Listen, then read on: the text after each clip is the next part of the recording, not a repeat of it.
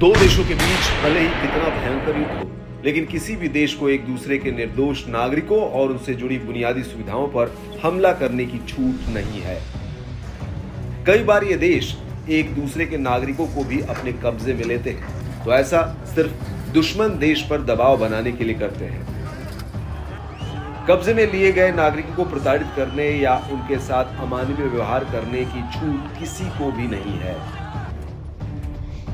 लेकिन हाल के युद्धों में आम नागरिकों, महिलाओं और बच्चों को जिस तरह से निशाना बनाया गया, उसे देखते हुए ऐसा लगता है कि अब इन नियमों का कोई महत्व नहीं रह गया है।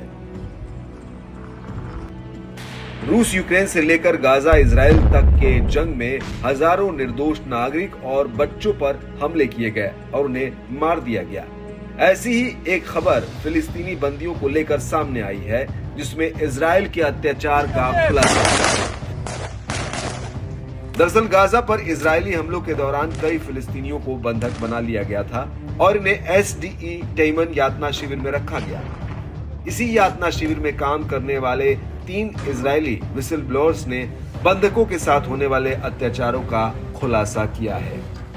सीएनएन की रिपोर्ट के मुताबिक विसल ब्लोअर्स ने सेना द्वारा बंधकों के साथ किए जाने वाले अत्याचार और दुर्व्यवहार की गवाही दी है। उनके मुताबिक बंधकों को आंखों पर पट्टी बांधने और डायपर पहनने के लिए मजबूर किया जाता है। उन्होंने बताया कि बंधकों को हिलने डुलने, बात करने और यहाँ तक कि आंखों पर बंधी पट्टी के नीचे झांकने तक की इजाजत नहीं थी। ऐसा न करने वाले बंधकों को दंडित किए जाने का आदेश दिया गया था।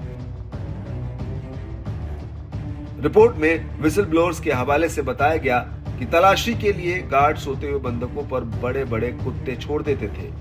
इसके अलावा सैनिक जैसे ही बंधक स्थल में घुसते थे तो वहां तेज आवाज करने वाले ग्रेनेड फेंक देते थे और बंदियों की पिटाई की जाती थी।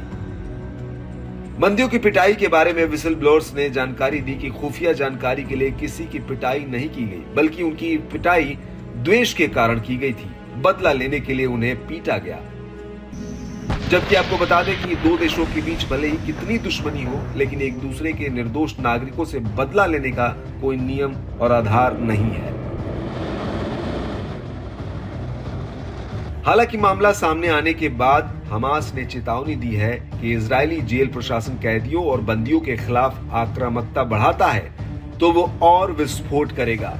फिलिस्तीनी प्रतिरोध समूह हमास ने कहा कि इजरायली जेलों में दुर्व्यवहार और यातना की रिपोर्ट सामने आने के बाद भी उसका संकल्प कमजोर नहीं होगा।